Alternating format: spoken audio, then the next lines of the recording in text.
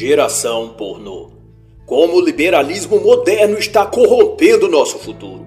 Ben Shapiro. Esta é uma obra de análise literária e não pretende reproduzir necessariamente as opiniões e pontos de vista do autor, mas aquilo que pude apreender da obra em questão. O autor, Ben Shapiro, é editor, apresentador, escritor e advogado norte-americano. Suas obras são best-sellers internacionais e seus assuntos mais recorrentes são a política, a cultura e manipulação midiática pela engenharia social.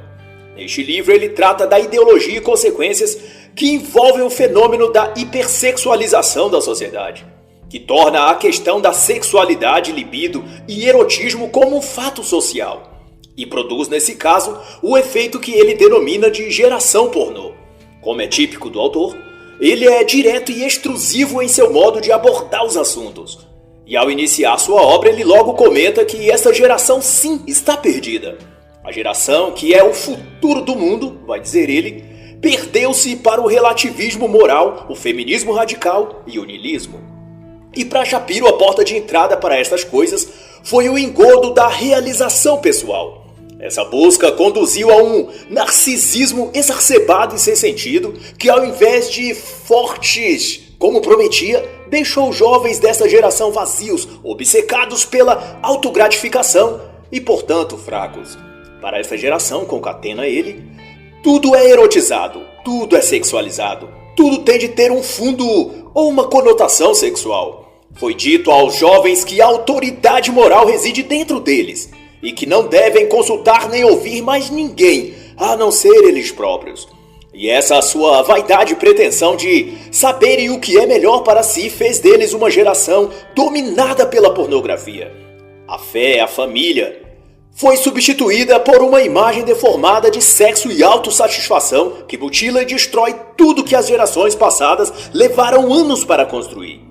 E de acordo com Shapiro, as novas figuras de autoridade dessa geração pornô são os grandes responsáveis por conduzir as pessoas a esse nível de vazio e materialismo.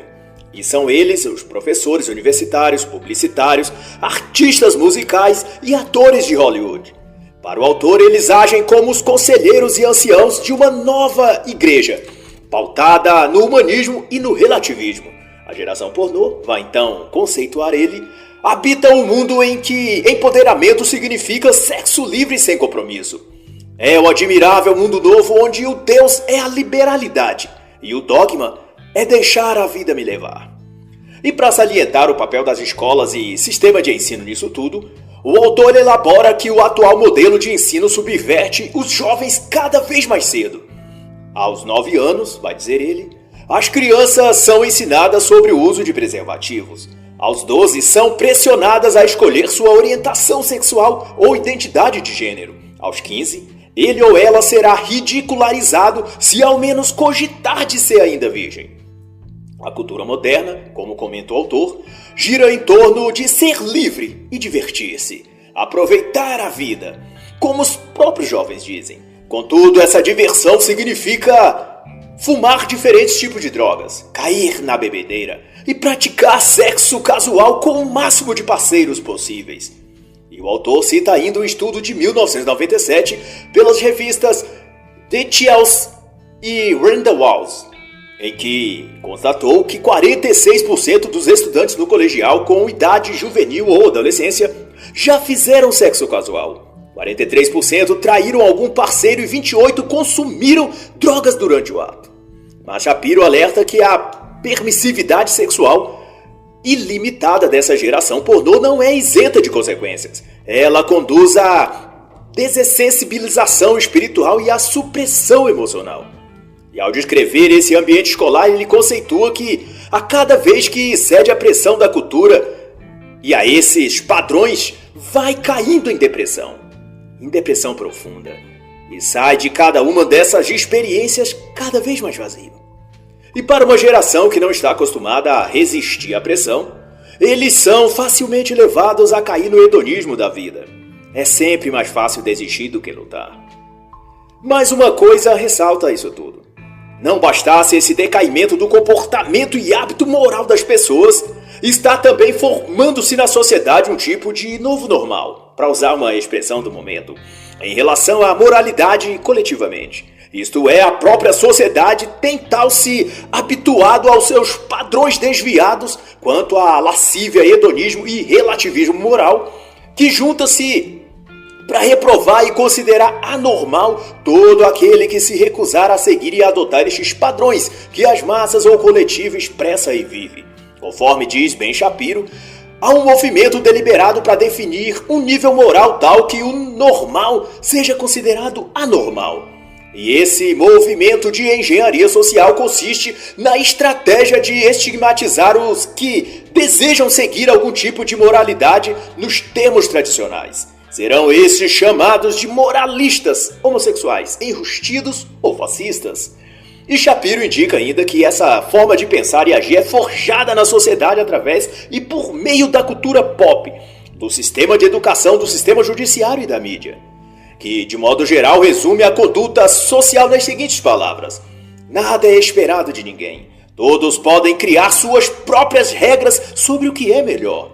O autor elabora também que, para justificar seus próprios comportamentos libidinosos e desregrados, as pessoas costumam alegar em tom questionador o que meu comportamento particular prejudica as outras pessoas. Mas a verdade, dirá o autor, é que esses não são atos individuais, como se pensa, mas atos sociais, e as consequências deles são também sociais. Se milhões de pessoas aceitarem desviar-se do seu caráter moral, isso remodelará a sociedade em seu todo. E vai dizer Shapiro que, posto que a destruição de padrões sociais gera sempre trágicas consequências a todo o entorno. E Shapiro cita como exemplo que, quando se deixou de censurar a maternidade solteira, a sociedade foi impactada pelo aumento das taxas de maternidade de jovens e adolescentes solteiras. E um tempo depois, pelo aumento de crimes juvenis. Quando se deixou de censurar a libertinagem sexual, o impacto social foi no aumento das taxas de gravidez na adolescência, além de niilismo e vazio emocional. E ele vai enfatizar dizendo que uma sociedade sem padrões é uma sociedade infeliz e pobre, uma sociedade sem futuro. E no fim, todos teremos de viver nesse tipo de sociedade decaída. E numa excelente reflexão, Shapiro concatena que enquanto a geração nascida entre 1945 e 1960, denominados Baby Boomers, se contrapôs aos melhores valores de sua época no campo moral, espiritual e social por sentimento de rebelião contra o sistema, anarquia e ou protesto contra as insatisfações sociais e econômicas daquele período, as novas gerações encampam essa mesma luta contra os valores e princípios morais, mas motivados pelo sentimento de tédio. O narcisismo, niilismo e hedonismo modernos são, portanto, decorrentes dessa insatisfação existencial que tem se popularizado e disseminado entre os jovens desta geração.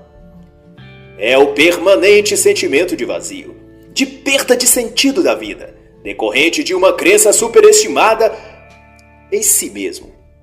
E sem esse sentido de elevação moral de algo além e superior à própria pessoa, ela cai no hedonismo de preencher essa lacuna em sua alma por prazeres, vícios e perversão moral. E se tem uma obra que abarca com maestria essa questão do sentido da vida, é a obra Em Busca de Sentido, de Viktor Frankl, a qual eu recomendo. E ao mencionar os estudos da Kaiser Family Foundation de 2005, Ben Shapiro aponta como mais uma das causas ou sintomas desse esvaziamento existencial o fato de que jovens entre os 8 e 18 anos de idade, de acordo com a pesquisa, gastavam já naquela época cerca de 6 horas por dia assistindo a televisão ou dedicados a videogames. E para o autor, TV, games e outros divertimentos podem, se fora de controle, passar a ser uma forma de escape mental ou psicológico, assim como as drogas. E ele menciona o também estudo da Today School de 2004, para dizer que dos jovens até os 20 anos, 40% admitiram que já usaram drogas e 60% têm amigos que usam ou que já usaram. E assim, vai comentar o autor, a televisão, filme, música e escolas vêm empurrando os jovens à pornografia e à sexualidade precoce, ensinando a eles que o modo de medir a felicidade é em termos de experiências sexuais e quiçá também das drogas. é a promessa falsa de que quanto mais sexo ou drogas você tiver, mais se sentirá feliz. Mas, como bem diz o autor, a cultura popular que incentiva todas essas paixões cegas e desorientadas não passa de uma grande cesta de lixo. E aqueles que nela imergem nada mais é senão um grande amontoado de lixo. E para dar ainda mais subsídio a todas estas elucubrações, Shapiro chama o segundo capítulo de diversão com bananas.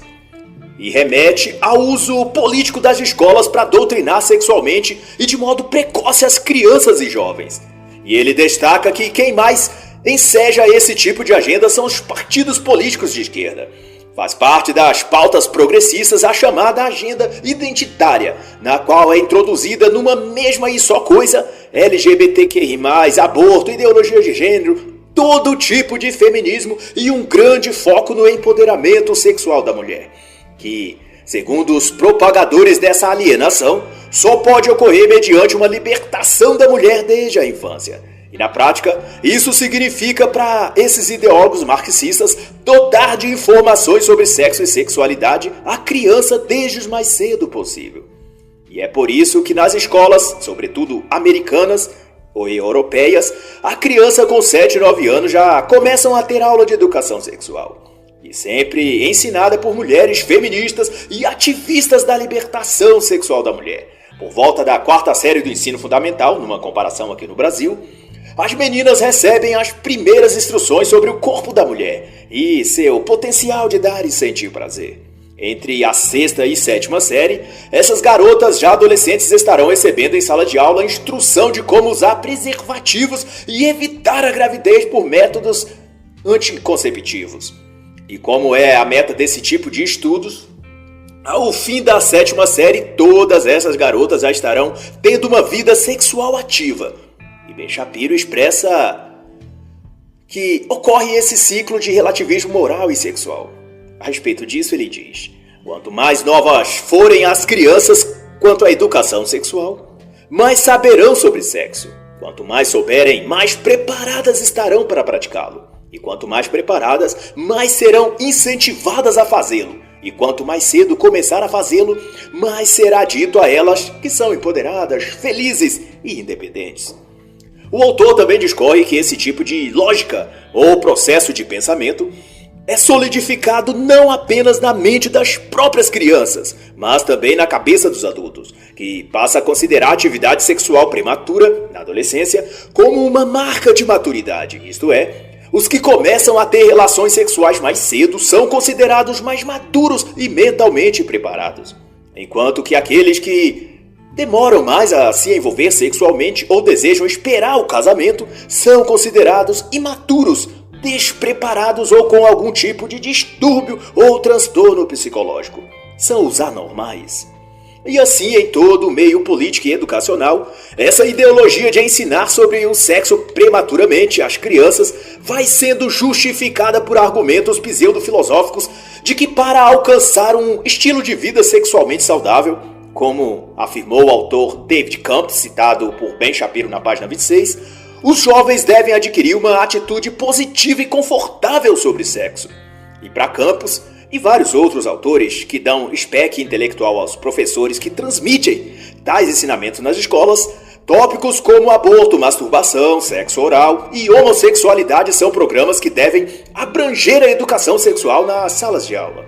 E citando Robert Bork, ex-advogado-geral dos Estados Unidos na administração de Ronald Reagan, também autor estudioso do tema, Shapiro menciona que nos Estados Unidos escolas têm ensinado aos jovens adolescentes sobre os benefícios do sexo oral, da masturbação e da atividade homossexual, e tudo isso sem notificar aos pais a respeito. Em 1989, como aborda o autor, o Departamento de Saúde Pública de Massachusetts criou um vídeo divulgação em que explicava aos adolescentes o que fazer antes, durante e depois do sexo. Em 2003, o Centro de Controle de Doenças e Prevenção criava então a campanha Orgulhe-se e encorajava os adolescentes a praticarem a bissexualidade e a homossexualidade. Denúncia que consta no www.heritage.org. E nesse mesmo sentido, a CIECOS, na sigla em inglês, os Conselhos de Informação e Educação sobre a Sexualidade nos Estados Unidos promoveu, conforme relata a organização Agape Press em seu site, um amplo trabalho de divulgação entre jovens e adolescentes, dizendo a eles que relacionamentos amorosos homossexuais podem ser tão satisfatórios quanto relacionamentos heterossexuais. E para efeito de informação, a CIECOS foi fundada por doutora Mary Calderone, importante personagem na Planned Parenthood, que dispensa aqui comentários sobre o que é e o que faz essa clínica americana. E o autor observa então que, com toda essa educação sexual, entre aspas aqui, sendo disseminada nas escolas, na mídia e publicidade geral, os pais foram se acomodando quanto a ensinar a seus filhos sobre isso, e daí foram então perdendo o controle do que acontece a seus filhos, do que eles aprendem nas escolas e o que estão sendo ensinados a fazer. E nessa empreitada de desvirtuar os jovens e deturpar suas mentes quanto ao sexo, não poderia haver um aliado mais poderoso do que os partidos políticos. E tal se fez com a adesão dessa agenda por parte dos liberais em todos os grupos políticos, governo após governo. Os chamados liberais no escopo da política ao redor do mundo, que tanto querem menos poder estatal quanto menos pudor moral.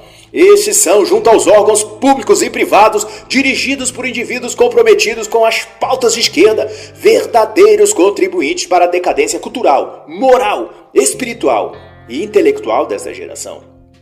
Como fica claro nas palavras da então secretária de Saúde dos Estados Unidos no governo Bill Clinton, integrante do Partido Democrata, a médica Jocelyn Elders, que disse: "Já ensinamos os jovens o que fazer no banco da frente do carro", se referindo ela a habilitar o jovem para dirigir. Agora é hora de ensiná-los o que fazer no banco de trás, dessa vez se referindo ao sexo. E sob essa máscara de liberalismo social, a autoridade dos pais é destruída. E como resultado, não apenas o sexo, a pornografia, o aborto e vícios sexuais tornam-se epidêmicos, mas também ocorre o aumento exponencial do uso de drogas, cigarro e álcool entre os jovens e adolescentes. Como mostra a pesquisa revelada pela Today School em 2004, apontando que dentre os estudantes do ensino médio, quase 3/4 dos que viviam e estudavam no interior e 71% dos que viviam e estudavam nos grandes centros urbanos experimentavam álcool. E 40% deles também consumiam drogas ilegais, além de mais de 60% deles fazerem uso de tabaco. E Shapiro chega então nas páginas seguintes ao ocorrente nos campos universitários e descreve ali níveis de perversão e lavagem cerebral em relação ao sexo ainda maior. Ele conta que, de tal as universidades nos Estados Unidos estão dominados pela ideologia do politicamente correto, que por mais que a imoralidade seja corrente nesses ambientes, qualquer que ouse se posicionar ou opinar contrário a essa agenda de liberação sexual é censurado e perseguido, reputado de anormal, extremista ou cristão fanático, podendo ser até suspenso. Há universidades, vai dizer Shapiro, que já contam com dormitórios compartilhados para experimentação sexual. E nessa constatação significa que nos ambientes universitários os estudantes, longe dos pais, estão autorizados pela instituição a fazerem tudo o que desejarem em matéria de sexo, álcool e drogas.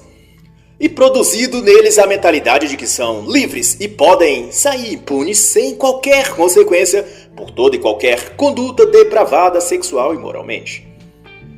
Como é demonstrado no testemunho de Jenny, aluna de 22 anos da Universidade da Califórnia, o nome dela foi mudado, é claro, em que admitiu que no campo universitário ela, assim como suas amigas, faziam tudo o que queriam, e que inclusive ela já praticava sexo desde os 15 anos. Visto que essa descrição é de 2004, imagine como já não está no corrente ano a situação nessas universidades. Shapiro elenca então que o fato de um estudante de direito de Harvard, como estudante de direito de Harvard, ele ouviu diversas confissões de colegas, jovens meninas na faixa dos 18 e 20 anos que chegavam a transar com 5 caras diferentes na mesma semana. E algum deles ela sequer sabia o nome.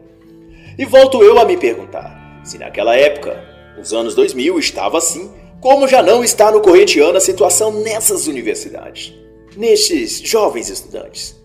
E como embasa o autor na geração pornô, tudo é superficial, transitório e destituído de qualquer senso de respeito, decoro ou moral. Um encontro entre duas pessoas já não se prefacia por um jantar, uma conversa ou um encontro romântico. Eles simplesmente se esbarram numa festa, bebem até cair e acabam a noite no motel, no banco de trás de um carro ou no mato mesmo. E até o conceito de namoro vai se perdendo. As pessoas já não namoram, apenas ficam. E no dia seguinte estão com outras, também ficando, vai concluir o autor. E as universidades, como fica evidenciado, são uma das maiores promotoras desse tipo de comportamento social. A Oberlin College, em Ohio, vai constatar o autor, promove a noite do sexo seguro no salão, toda semana. Na Universidade da Califórnia, desde 1994, há máquinas carregadas e que distribuem preservativos gratuitamente em todo o campus. Na Universidade de Yale, os jovens estudantes são submetidos a palestras sobre sexo. Já as universidades da Pensilvânia e de Nova York adotam o modelo de quartos compartilhados, onde meninos e meninas vivem todos sob o mesmo teto. E como não poderia deixar de ser, casais de namorados passam a viver juntos como marido e mulher, tudo dentro do campus universitários, enquanto estudantes. E tudo sob a anuência de diretores, professores e políticos que atestam tais tipos de condutas mediante aprovação de tais premissas. Mas todos, é claro, costumam ocultar dos pais dos alunos toda essa perversidade que ocorre nesses lugares. E até a página 80, então, o autor discorre a indústria pop adolescente e o quanto ela age para disseminar a sexualização de garotas em idade cada vez mais jovens. O sexo, vai dizer Shapiro, é agora a força determinante na música e em tudo que diz respeito à arte. Cantar, tocar, dançar ou interpretar bem não são mais requisitos para considerar uma jovem um talento promissor na indústria cultural. E como fonte de toda essa inspiração para o hedonismo, o narcisismo e a promiscuidade propriamente dita, foi sem dúvida a popstar Madonna, nos auge dos anos 1990. Ela foi, não por menos, o ícone das feministas e da esquerda social. Em 1991, o Daily News destacava os dizeres de Jim Farber, em que dizia em tom devocional que eram, aquela geração, sortudos por viver no mesmo mundo que Madonna. E toda a mídia juntava a voz para entoar em uníssono frases de bajulação e idolatria à cantora Madonna, repercutindo como exemplo para todas as jovens e adolescentes tudo o que Madonna fazia e dizia. Ela transa para seu próprio prazer, diziam na época sem esconder, no olhar a admiração. Ela usa o sexo para confrontar a moralidade tradicional e encorajar uma geração de mulheres a segui-la, moldando garotas adolescentes à sua imagem. E nisso elas estão certas. A letra da música, Hollywood, por exemplo, estrelada na MTV em agosto de 2003, interpretada por Madonna, em uma performance artística em que ela beija em público as também artistas Britney Spears e Christina Aguilera, dizia em sua letra: "Estou cansada do conceito de certo e errado." E tanto assim foi que, desde o início de seu estrelato, em 1984, Madonna cantou e viveu. Na sua primeira performance na própria MTV, Madonna usava um cinto com a inscrição "Brinquedo de Menino" e cantando o single como uma virgem. Ela se contorcia no palco simulando cenas de sexo e abriu assim as portas da indústria musical para a exploração aberta e declarada do sexo como estratégia de lucro. E no processo, ia deixando uma geração inteira de meninas pervertidas, degradadas e com filhos de pais não assumidos.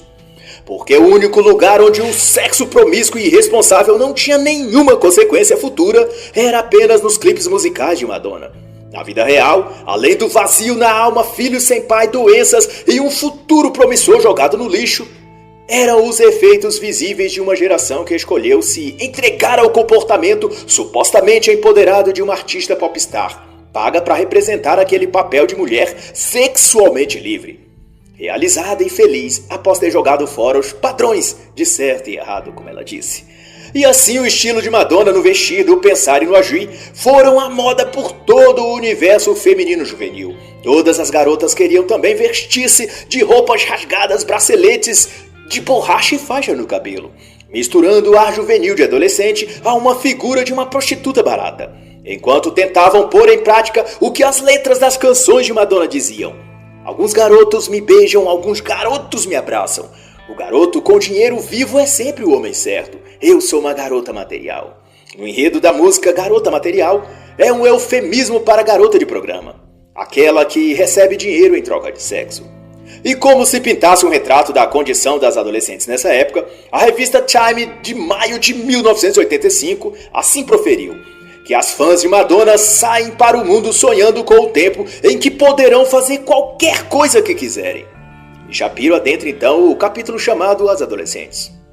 E o destaque para as então na moda revistas teen, isto é, publicações voltadas para o público adolescente contendo dicas de moda, maquiagem, horóscopo do amor e, sobretudo, conselhos amorosos e sobre sexo. Como, por exemplo, as que foram dadas à jovem Michelle, de 15 anos, de Ontário, na edição de fevereiro de 2004. O conselho que a jovem recebeu ao escrever para a colunista da seção dedicada a isto foi o de explorar e dar vazão à sua atração quanto à sua melhor amiga. Enquanto a própria menina se dizia em dúvida quanto ao que sentia, a conselheira da revista afirmava que a garota era gay e que devia ir em frente em seus desejos. Da mesma forma que Trina, de 14 anos, do Brooklyn, que pediu conselho sobre o desejo que sentia de fazer sexo com todo menino que ela conhecia e que achava bonito. Trina foi aconselhada a realizar suas fantasias. E o autor menciona então que coisas assim eram uma febre juvenil. E haviam dezenas de revistas do tipo dedicadas aos adolescentes formatando seus pensamentos para a liberação sexual e a adesão de uma vida promíscua à revelia do que seus pais lhe ensinavam. A Você Magazine tinha mais de 2 milhões de assinantes. A Seventeen, quase 2 milhões e meio. A Teen People, 1,6 milhões de assinaturas. A Cosmo Girls, mais de 1 milhão. E por aí vai. A revista Teen, Elle Girl, Teen Vogue, etc. Todas influenciando a mente de milhares de adolescentes por anos. E que tinham como pauta exclusiva assuntos sobre namoro, garotos, sexo, moda e celebridades. E não bastasse essa catástrofe, Ben Shapiro lembra ainda que essas revistas ou assinaturas eram pagas pelos próprios pais dessas adolescentes, que distraídos não se davam conta de que tais publicações eram manuais de sexo e pegação. E como exemplo, Shapiro cita a capa da edição da Você Magazine de fevereiro de 2004, que dizia o que fazer e o que não fazer no beijo. Ou a edição do mês de julho do mesmo ano, que destacava na capa como ter o lance de verão perfeito. A capa de fevereiro de 2005 da Cosmo Girl estampava os 5 segredos do flerte. A Seventeen, de fevereiro de 2005, trazia na coluna de aconselhamentos o depoimento e posterior aconselhamento de jovens de 15 anos de idade praticando sexo anal. Também em fevereiro de 2005, a Cosmo Girl ensinava às suas leitoras a amar as suas vaginas. Como dizia a própria matéria, dizendo ainda que essa parte do corpo delas é que as tornavam tão fabulosas.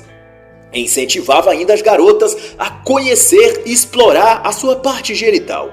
Isto para um público de 15 e 17 anos. Mas consabido que à época meninas de até 12 anos liam a revista. A mesma revista expunha ainda que se os homens exibiam e se orgulhavam dos seus pênis, por que as meninas não podiam fazer o mesmo? Esse é um exemplo perfeito de igualdade das mulheres. É hora das mulheres celebrarem suas vaginas como animais, dizia ainda a revista. A Elle Girl, de fevereiro de 2005, trouxe uma brincadeira onde as garotas votavam no rapaz mais gostoso. E em outra sessão, mostrava às meninas quais tipos de roupas eram as mais sexy e sensuais. E toda essa superexposição dos adolescentes à sexualização precoce e exacerbada não se limitou ao tempo que revistas de moda e fofoca eram vendidas em bancas de jornais. Os tempos modernos só aperfeiçoou o modo como agora as jovens são incentivadas a se sexualizarem, ao invés de revistas são estimuladas e corrompidas por meio da internet.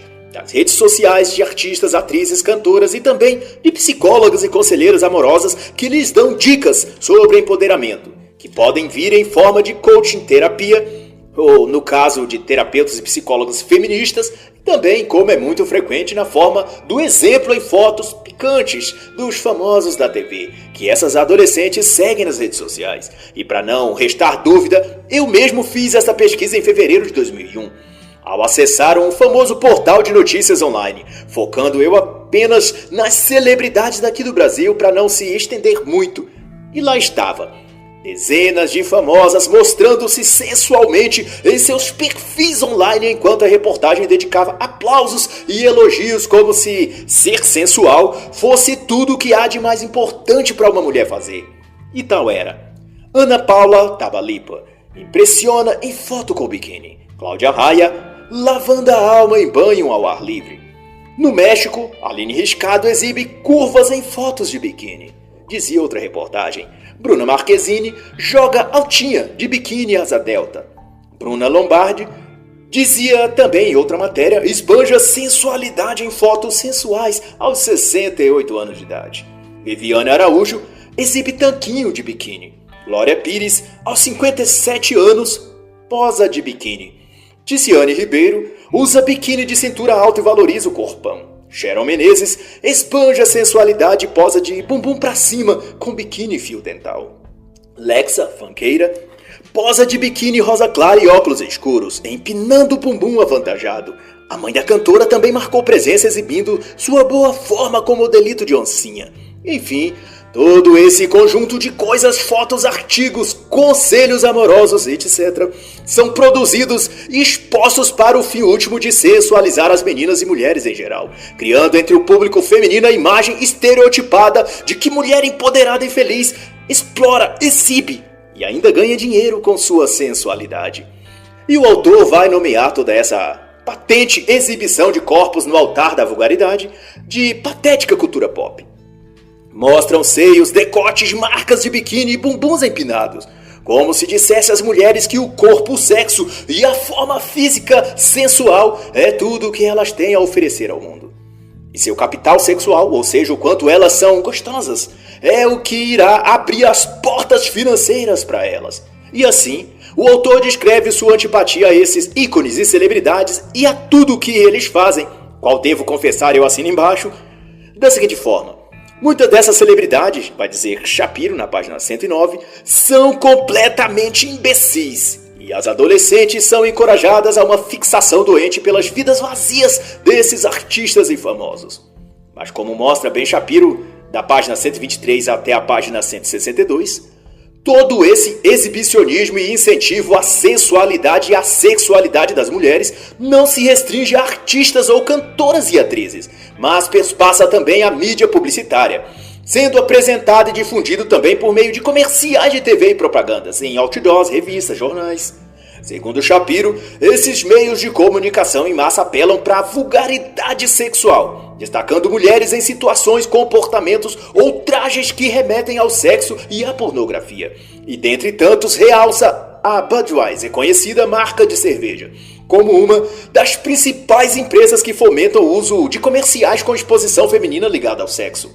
E ele cita como exemplo o famoso Horny Talk Monkey, que numa tradução livre seria algo como um macaco falante com tesão, onde uma mulher sensual está no apartamento com seu namorado e um macaco de estimação. E numa ida do namorado da garota à cozinha para pegar mais cerveja, o macaco falante faz gestos sexuais para a moça e a convida para ir a outro quarto. E nessa mesma direção caminham diversas outras marcas e empresas famosas, seja de que ramo for. Fabricantes de remédios, de produtos de higiene, de cartão de crédito, todas reforçam em seu repertório de propagandas e comerciais a imagem da mulher como objeto pronto para o sexo. E ao ver essas mulheres sendo pagas para estrear esses comerciais e até receber convites para filmes e novelas, tudo porque mostraram seus talentos em usar poucas roupas e se despir facilmente diante de uma lente, de uma câmera qualquer. Essas jovens ambiciosas e de mente vazia que há em todo lugar passam a também almejar a fama, o sucesso financeiro ou a companhia de homens ricos, expondo-se eroticamente, ostentando seu corpo ou volúpia sexual como as chaves que lhes abrirá as portas que quiserem. E para aclarar sobre isso, cito o caso da cantora irmã de Michael Jackson, Janet Jackson, na apresentação que fez junto ao artista Justin Timberlake, no intervalo do Super Bowl nos Estados Unidos em 2004. Ao fim de sua performance, Justin Timberlake coreograficamente puxou a parte direita do look da cantora, expondo o seio de Janet Jackson adornado com um piercing. Mas tudo não passou de um mero incidente, foi o que disseram todos os envolvidos. Mas de todo modo, uma demonstração sem margem para dúvidas do uso da sensualidade e sexualidade feminina para aludir ao sexo foi dado pela Visa, em que atletas olímpicas norte-americanas de vôlei jogavam na neve. A marca de barbeadores Gillette também deu nesse tipo de publicidade a sua generosa contribuição, produzindo um comercial de apenas 1 minuto, em que apareciam nada menos do que 14 imagens de mulheres sensuais, algumas representando atividade sexual real. E coadunando ao que veio a ser até nossos dias, Ben Shapiro registra que o nível de explicitação sexual na publicidade só aumenta à medida que o tempo passa. E para quem possa ainda estar hesitante quanto aos efeitos nocivos de todo esse turbilhão de imagens e mensagens de sexo e pornografia na TV, filmes, revistas ou em sites específicos de sexo, recomendo a excelente obra Seu Cérebro na Pornografia, de Gary Wilson. E dou ênfase ao capítulo 2 no tópico Estímulo Sobrenormal, em que Gary cita o estudo do ganhador do Prêmio Nobel de Medicina em 1973, Nicholas Timbergen, sobre o comportamento animal instintivo. E o autor então conclui dizendo que a publicidade vem de percepções. E percepções sobre sexo. Daí que a imagem da mulher é explorada ao seu máximo, sem pudor, sem limite e sem qualquer persuasão às mulheres. Elas estão nessa porque querem fama, dinheiro e o mundo aos seus pés. E isso posto, beijo lésbico, lingeries transparentes, seios à mostra, grunhidos sobre a cama ao lado de um homem nu, de uma mulher nua ou com mais de um homem ou mais de uma mulher, serão só algumas das coisas que elas estão dispostas a fazer para atingir o estado de mulher empoderada, que foram iludidas de que ser sexy, liberada sexualmente e sem escrúpulos significa ser. E mais provas disso, dessa disposição consentida das garotas em ensejar tudo quanto apele para a libido, a sexualidade e a quebra de tabus sexuais, é trazida pelo autor no capítulo 9, em que ele discute a indústria cinematográfica e outra vez o papel preponderante dos artistas encenando papéis erotizados e de conotação sexual explícita. Não é o machismo, não são os roteiristas, são as próprias atrizes quem livremente admitem querer e desejar esses papéis. Anne Hathaway, jovem estrela prestigiada, estrela de Hollywood, por exemplo, protagonista de clássicos do cinema como Uma Garota Encantada e Diários de uma Princesa, produzidos para o público adolescente, estrelou também o filme Garotas em Rumo em 2005. E na declaração da atriz, ela disse que estava desejosa de se livrar de sua imagem de boa moça. Isso porque seus filmes anteriores, e que a fez atrair a simpatia de milhares de fãs, das crianças aos idosos, mostravam-na sob aspectos mais puros e simples. Ela comportada e bem vestida, e tudo o que a exaltava nos filmes era seu imenso talento. Todavia, como ela mesma afirmou, ela estava farta de ser uma princesa. E sobre o filme em questão, Garota Sem Rumo, a personagem de Hathaway interpretava fazendo sexo com membros de gangues e até com uma garota. Em uma das cenas ela ficava nua. Definitivamente ela havia quebrado sua imagem de boa moça, como era a sua intenção. E Shapiro assim vai dizer que Hollywood abraçou os elementos gráficos da pornografia. O relativismo moral, vai endosar ele, se tornou uma mensagem implícita em quase todo grande filme de mercado de massa. Até 1960, os produtores de filmes de Hollywood trabalhavam sob o Código de Produção de Cinema, de 1930, em que, dentre suas máximas, prescrevia que os filmes deveriam afetar a vida das pessoas para melhor, a fim de se tornar a mais poderosa força para o progresso da humanidade. O Código, vai dizer Shapiro, encorajava a sutileza em assuntos sexuais, bania a representação explícita do adultério, cenas de paixão desnecessárias, beijos excessivos e coisas lascivas em geral. Em outras palavras, a perversão sexual estava banida. Nenhum filme, dizia o Código de Cinema, expressamente, deve baixar os padrões morais daqueles que o assistem.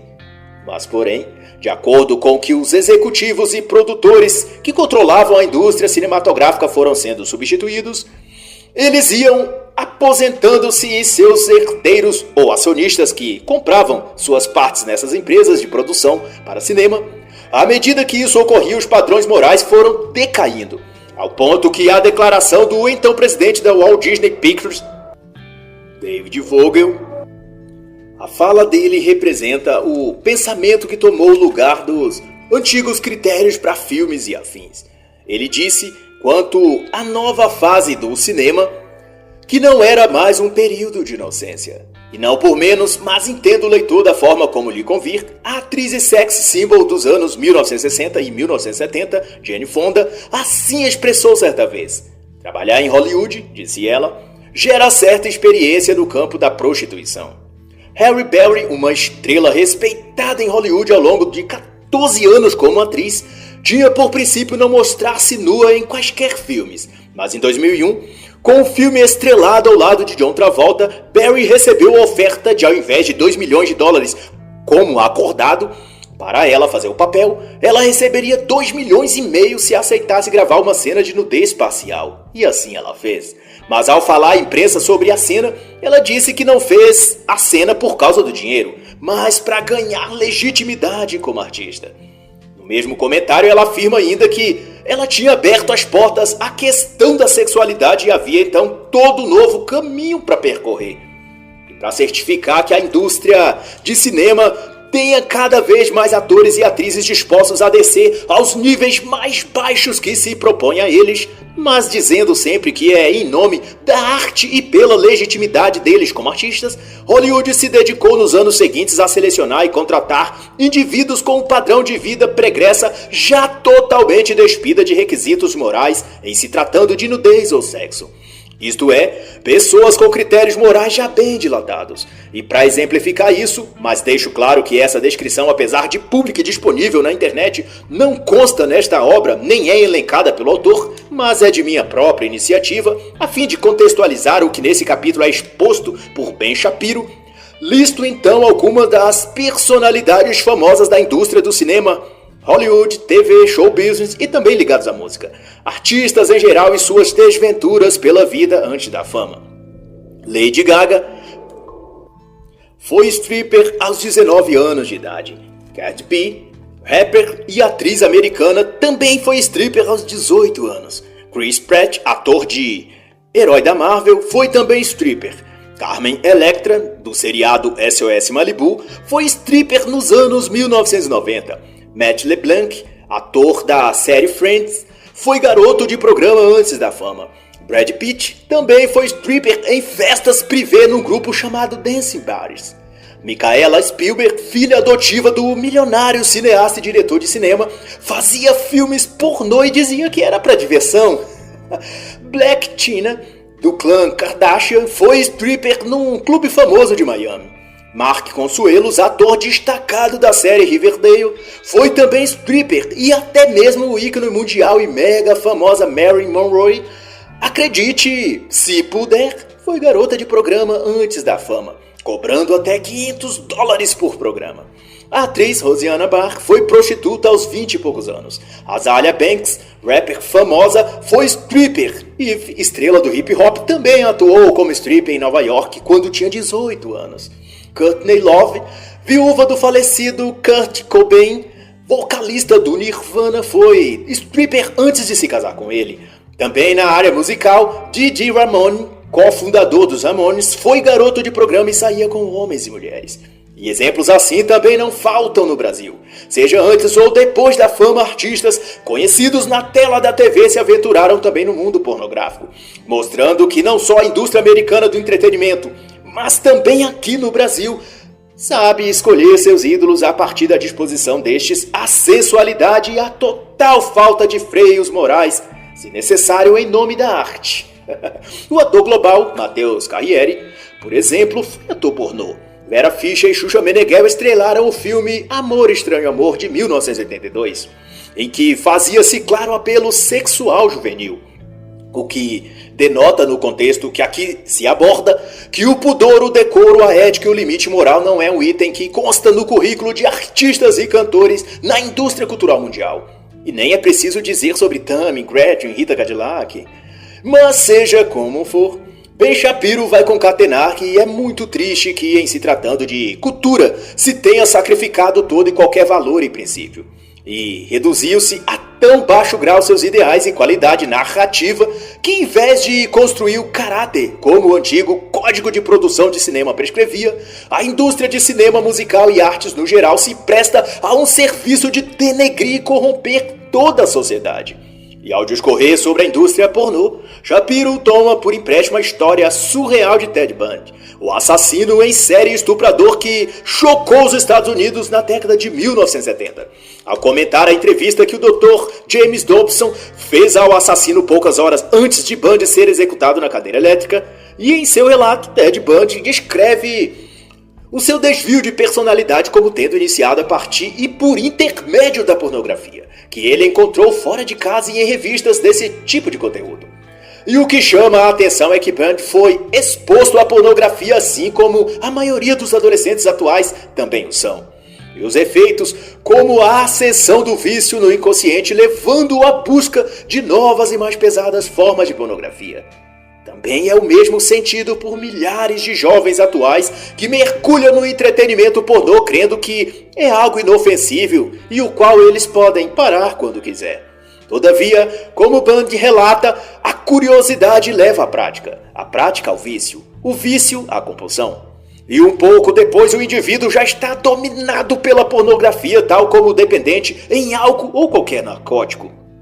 Aconteceu por estágios, gradualmente, contou Bundy em sua última entrevista, se referindo à sua prisão mental ao vício da pornografia.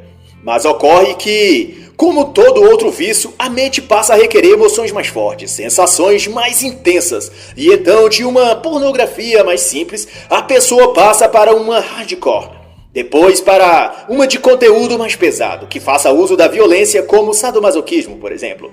E no estágio seguinte, o indivíduo sente necessidade de transportar para o mundo real aquelas fantasias construídas em sua mente com o pornô. Eu ia procurar materiais mais potentes, mais explícitos, mais gráficos. Foi o que afirmou Ted Bundy. E é também o que vivem os jovens e adolescentes que imergem na cultura dos vídeos e imagens de sexo expostos nos sites de conteúdo adulto. E como Ted Bundy reconheceu, começa com o pornô leve. Nos dias de hoje são as telenovelas, filmes e seriados que atendem essa demanda do pornô leve.